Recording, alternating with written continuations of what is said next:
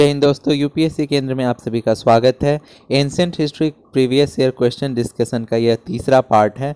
अगर आप लोगों ने पहले के दो पार्ट्स नहीं देखे हैं तो लिंक डिस्क्रिप्शन बॉक्स में दे दिया है, जाकर पहले उसे देख ले। इस पार्ट में हम एंशिएंट हिस्ट्री से आए यूपीएससी में क्वेश्चन को देखेंगे और उससे विस्तार पूर्वक डिस्कस भी करेंगे। तो चलिए दोस्तों शुरू करते हैं। पहला प्रश्न है कि ज़्यादातर अभिलेखों में अशोका का नाम जनरली क्या लिखा हुआ होता था, और ऑप्शन है चक्रवर्ती, धर्मदेव, धर्मकृति या फिर प्रियदर्शी। वीडियो को पॉज करके आप लोग उत्तर जरूर दें और लास्ट में आप लोगों का कितना स्कोर आया, आपने कितना सही किया, वह भी कमेंट बॉक्स में ज़रूर लिख दें। और इसका सही उत्तर है डी, प्रियदर्शी। ज़्यादातर अभिलेखों में अशोक का नाम प्रियदर्शी या देव नाम प्रिय वगैरह लिखा हुआ होता था, लेकिन 1915 में मास्की में, जो कि रायचूर डिस्ट्रिक्ट कर्नाटक में स्थित है, वहाँ एक हिल टॉप पे एक इंस्क्रिप्शन मिला जिसमें अशोक का वास्तविक नाम लिखा हुआ था। यह पहला अभिलेख था जिसमें कि अशोक का वास्तविक नाम अशोक लिखा हुआ था और बहुत सारे उसके साथ उसका टाइटल्स भी लिखा हुआ था, जैसे देव नाम प्रिय और प्रियदर्शी, जिससे ये समझने में सहूलियत हुई कि वास्तव में जो देव नाम प्रिय या प्रियदर्शी है यह अशोक के ही नाम है। अशोक के अभिलेख जो थे यह ब्राह्मी स्क्रिप्ट में लिखे गए थे, जिसे सबसे पहले जेम्स प्रिंसेप ने डिकोड किया था और उन्होंने इसे पढ़ा था। अशोक का जो नाम वास्तविक नाम है यह मास्की के अलावा अन्य अभिलेखों में भी मिलता है, उसे भी हम लोग देख लेते हैं, जैसे कि गुर्जरा अभिलेख जो कि एमपी में पाया गया है, वहीं ब्रह्मगिरी कर्नाटक में, और नेट्टूर अभिलेख जो है यह केरला में स्थित है, इसमें भी अशोक का नाम अशोक पाया गया है। दूसरा प्रश्न है कि चोला एम्पायर का प्रसिद्ध नटराज की कांस्य प्रतिमा दिखाता है, उन्हें 8 हाथों में, 6 हाथों में या फिर 4 हाथों में या फिर 2 हाथों में, और इसका सही उत्तर है 4 हाथों में। अब चलिए हम लोग नटराज से संबंधित कुछ जरूरी फैक्ट्स को देख लेते हैं। यह भगवान शिव की प्रतिमा होती है जो कि अर्धनारीश्वर स्वरूप में होते हैं। इनका जो राइट हैंड है ऊपर वाला, इसमें इटर्नल फायर यानी कि डिस्ट्रक्शन को दर्शाता है। वहीं लेफ्ट हैंड जो ऊपर वाला है उसमें डमरू है जो कि क्रिएशन साउंड यानी इस सृष्टि के सृजन को दर्शाता है। वहीं राइट हैंड जो नीचे वाला है यह सल्वेशन यानी कि मोक्ष को दर्शाता है। वहीं लेफ्ट हैंड जो नीचे वाला है यह अभय मुद्रा को दर्शाता है, यानी यह अपने भक्तों को भय से रहित होने को बतलाता है। वहीं इनके पैर के नीचे एक ड्वार्फ है यानी एक बौना है जो कि मनुष्य के ईगो, उसके अहंकार को दर्शाता है। फैली हुई जटाएं गंगा के प्रवाह को दर्शाती है। वहीं पे इनके हाथों में जो सर्प लिपटा हुआ है वह कुंडली जागरण को प्रदर्शित करता है। वहीं नटराज के इस प्रतिमा के चारों ओर एक प्रकाश पुंज सा बना हुआ है जो कि इस समय के निरंतर चलते रहने के लिए इस समय के प्रवाह को दर्शाता है, जो कि कभी खत्म नहीं होता है, जो कि एक साइकिल के रूप में चलता रहता है। अगला प्रश्न है कि इनमें से कौन सा नदी है जिसका जिक्र सबसे ज़्यादा बार वैदिक टेक्स्ट यानी कि जो वेदाज है उनमें मिलता है, और ऑप्शन है सिंधु, सुतुद्री, सरस्वती या फिर गंगा, और इसका सही उत्तर है सिंधु। सिंधु नदी का जिक्र हमें कम से कम 30 बार मिलता है वेदों में, वहीं गंगा का जिक्र सिर्फ 2 बार मिलता है। अगला प्रश्न है कि इनमें से कौन सा जैन लिटरेचर नहीं है। ध्यान से प्रश्न को देखिएगा, नॉट लिखा हुआ है। कई बार हड़बड़ी में आप लोग देख लेते हैं कि इसमें से कौन सा जैन टेक्स्ट है, इस तरह से नॉट छूट जाता है जिससे जानते हुए भी प्रश्न गलत हो जाता है। और इसका सही उत्तर है थेरी गाथा, क्योंकि बाकी सब जैन टेक्स्ट से संबंधित हैं, लेकिन जो थेरी गाथा है यह बुद्धिज्म से संबंधित है। जैसा कि हम लोगों ने अपने वीडियोस में देखा था, बुद्धिज्म वाले लेक्चर में देखा था कि थेरी गाथा जो है यह बौद्ध धर्म का ही एक सब सेक्ट है जो कि बाद में टूटा था। महायान और हीनयान के बाद 2 भागों में टूटा था, जो कि थेरी गाथा और वज्रयान। वज्रयान जो था ये महायान का सब सेक्ट बना, और जो थेरी गाथा था ये हीनयान का सब सेक्ट बना था। अगला प्रश्न है कि इनमें से कौन सा एंशिएंट टेक्स्ट है जो महिलाओं को पुरुषों द्वारा छोड़ देने पर उन्हें तलाक यानी डाइवोर्स की अनुमति देता था, और आपके ऑप्शंस हैं कामसूत्र, मानव धर्मशास्त्र, शुक्र नीतिसार या फिर अर्थशास्त्र। और इस प्रश्न का सही उत्तर है अर्थशास्त्र। अर्थशास्त्र की रचना कौटिल्य ने की थी, जिन्हें हम चाणक्य के नाम से भी जानते हैं या फिर विष्णुगुप्त के नाम से भी जानते हैं। ये चंद्रगुप्त मौर्य के दरबार में थे और इस अर्थशास्त्र में, जो कि राजनीति शास्त्र के बारे में जानकारी देता है, इसमें डाइवोर्स के लिए मोक्ष शब्द का प्रयोग किया गया है। अगला प्रश्न है जो कि एक मैच द फॉलोइंग है, इसको मिलान करना है, तो हम लोग देख लेते हैं। लिस्ट ए में जो है विशाखा दत्त, वारामिहिर, चरक और ब्रह्मगुप्त है। वहीं लिस्ट 2 में मेडिसिन, ड्रामा, एस्ट्रोनॉमी, मैथमेटिक्स। मतलब कि आपको बताना है, मैच करना है कि ये जो महापुरुष थे ये इसमें से किससे संबंधित थे। कोट्स जो दिया हुआ है आप लोग पॉज करके अच्छे से देख लीजिएगा। इसका सही उत्तर है ऑप्शन नंबर सी। तो चलिए हम लोग इनके बारे में थोड़ा और जान लेते हैं।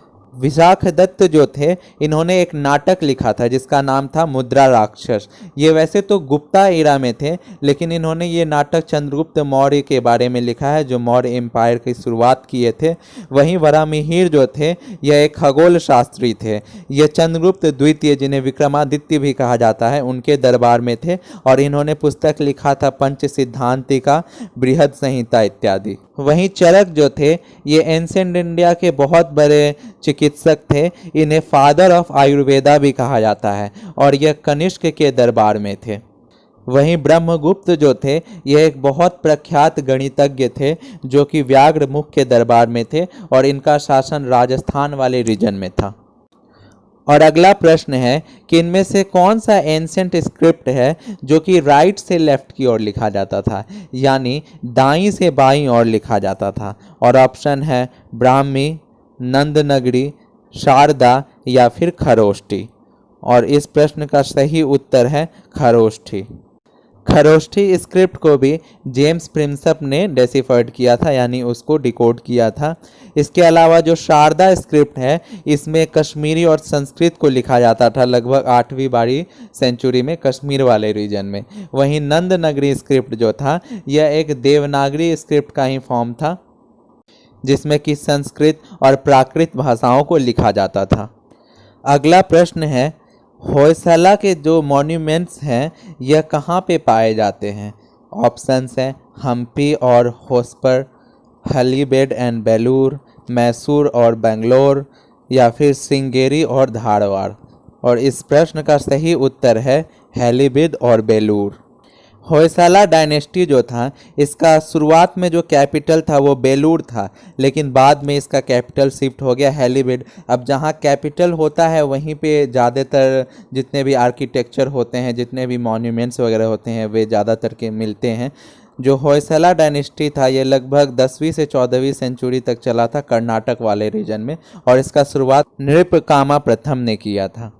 दोस्तों आप लोग पॉज करके टिक जरूर कर रहे होंगे। कमेंट सेक्शन में आप ज़रूर लिख दीजिएगा कि आपने कितना स्कोर किया। धीरे धीरे हम लोग आगे चल के देखेंगे कि कितना आप में इम्प्रूवमेंट हो रहा है, कितना सही कर रहे हैं आप। तो अगला प्रश्न है कि गुप्ता टाइम में जो सिल्वर कॉइन इशूड होता था उसे क्या कहा जाता था। और ऑप्शन है रूपका, कर्षपना, दिनार या फिर पन्ना। और इसका सही उत्तर है रूपक। अब हम बाकी के भी ऑप्शंस को एक बार देख लेते हैं। कर्षपना जो है यह भी सिल्वर कॉइन्स होता था, लेकिन सातवाहनाज के डायनेस्टी में इसे सिल्वर कॉइन्स को कहते थे कर्षपना। वहीं जो दिनार है यह गुप्ता डायनेस्टी में ही जो गोल्ड कॉइन्स होते थे उसको कहते थे। पन्ना जो होता था यह भी सिल्वर कॉइन होता था, जो कि पंच मार्क्ड कॉइन्स होता था मौर्यन टाइम में, उसे पन्ना कहते थे। अगला प्रश्न है कि लगभग 200 ईसा पूर्व में नॉर्थ अफगानिस्तान रीजन में इंडो-लॉज यानी भारतीय किंगडम जो स्थापित हुए, सबसे पहला वो कौन सा था। इसमें ऑप्शंस हैं बैक्टीरिया, सीथिया, जरदेशिया या फिर एरिया। तो इसका सही उत्तर है बैक्टीरिया। बैक्टीरिया जो था एंशिएंट बैक्टीरिया, यह हिंदू कुशु माउंटेन रेंज और अबू दरिया रिवर जो है इसके बीच स्थित था, जो कि आज के टाइम में अफगानिस्तान और ताजिकिस्तान वाला जो फ्लैट रीजन है इसको कवर करता था। शुरुआती दौर में इस पर एंशिएंट ईरानियन जो थे उनका कब्जा हुआ करता था। अगला प्रश्न है कि कनिष्क के शासनकाल में कश्मीर में चौथी बौद्ध महासंगति जो हुई थी उसका अध्यक्ष कौन था? और ऑप्शन है पार्श्व, नागार्जुन, शूद्रक या फिर वसुमित्र। और इसका सही उत्तर है वसुमित्र। जैसा कि हमने अपने बुद्धिस्ट वाले लेक्चर में इसे देखा था कि चौथी महासंगति जो कश्मीर के कुंडल वन में हुआ था और इसकी जो अध्यक्ष था वसुमित्र ने की थी, और एक और इसके अध्यक्ष बने थे वो थे अश्वघोष, जिन्होंने बुद्ध चरित्र की रचना भी की है। इसी महासम्मेलन के दौरान बौद्ध धर्म दो भागों में भी टूट गया था, हीनयान और महायान। हीनयान जो थे वो बौद्ध के प्रारंभिक स्वरूप को ही मानते थे और मूर्ति पूजा नहीं करते थे। वहीं महायान जो सेक्ट बना यह मूर्ति पूजा में विश्वास करने लगा और विभिन्न प्रकार के कर्मकांड भी बाद में शुरू हो गए थे। अगला प्रश्न है कि इन चारों में से कौन सा ऐसा वेद है जिसमें कि मैजिकल यानी तंत्र मंत्र के बारे में लिखा गया है? ऑप्शंस है ऋग्वेद, यजुर्वेद, अथर्ववेद या फिर सामवेद। और इस प्रश्न का सही उत्तर है अथर्ववेद। अथर्ववेद में जादू, टोना, तंत्र मंत्र इत्यादि बातें लिखी गई हैं। वहीं पे अन्य जो वेद हैं उन्हें भी हम देख लेते हैं। जैसे ऋग्वेद है, इसमें सुक्ताज लिखे गए हैं, अलग अलग देवताओं के बारे में उनको प्रसन्न करने के लिए जो मंत्र हैं वो सब लिखे गए हैं। वहीं सामवेद को संगीत का वेद भी कहा जाता है, इसमें मेलोडी और चैंट्स लिखे गए हैं। वहीं पे यजुर्वेद जो है इसमें कर्मकांड और जो यज्ञ होते हैं, ऑफरिंग्स होते हैं, उन्हें कैसे किया जाए उसके बारे में विधि विधान लिखा गया है। अगला प्रश्न है कि इनमें से कौन है जो बाकी के तीन के समकालीन नहीं था, यानी बाकी के तीन के कंटेम्प्रेरी नहीं था? ऑप्शन है बिंबिसार, गौतम बुद्ध, मिलिंद और प्रसेनजीत। और इसका सही उत्तर है मिलिंद। जैसा कि हम जानते हैं कि बिंबिसार और गौतम बुद्ध एक समकालीन थे, वहीं प्रसेनजीत भी कौशल के जो राजा थे वो भी उस समय ही थे, जबकि मिलिंद जो थे जिसे मिनांडर कहते हैं वो काफ़ी बाद में, वो ग्रीक थे जो कि काफ़ी बाद में भारत पे आक्रमण किए। अगला प्रश्न है कि इसमें से किसने राष्ट्रकूट एम्पायर की नींव डाली थी? और आपका ऑप्शन है अमोघवर्ष फर्स्ट, दंती दुर्ग, ध्रुव या फिर कृष्ण प्रथम। और इस प्रश्न का सही उत्तर है दंती दुर्ग। दंती दुर्ग जो थे उन्होंने राष्ट्रकूट एम्पायर की स्थापना 753 ईस्वी में की थी और इसकी राजधानी मानेखेत बनाया था। ये लोग पहले चालुक्यों के यहाँ फ्यूडेटरी थे। अगला प्रश्न है कि अर्ली वैदिक आर्यंस जो थे उनका रिलीजन कैसा था, उनका धर्म कैसा था? ऑप्शंस हैं भक्ति, दूसरा ऑप्शन है इमेज वर्शिप एंड यज्ञ यानी मूर्ति पूजा और यज्ञ, तीसरा ऑप्शन है कि वर्शिप ऑफ नेचर और यज्ञ यानी कि वो प्रकृति की पूजा करते थे और यज्ञ करते थे, और चौथा ऑप्शन है कि प्रकृति की पूजा और भक्ति। और इसका सही उत्तर है ऑप्शन नंबर सी, यानी कि प्रकृति की पूजा और यज्ञ। अर्ली वैदिक पीरियड में जो आर्यंस थे वो प्रकृति की पूजा करते थे, वे मूर्ति पूजा नहीं करते थे, बल्कि प्रकृति के स्वरूप जैसे वायु, अग्नि और जल, इन सब की पूजा करते थे, सूर्य की पूजा करते थे। और उनके जो सबसे प्रमुख देवता थे वो थे इंद्र, जो कि वर्षा के देवता थे। वहीं अर्ली वैदिक पीरियड में यज्ञ और बलि की भी प्रथा थी। आज के वीडियो में इतना ही। अगले वीडियो में हम लोग इसी एंशिएंट सीरीज को कंटिन्यू करेंगे और यह एंशिएंट सीरीज के प्रश्न उत्तर का आखिरी वीडियो होगा।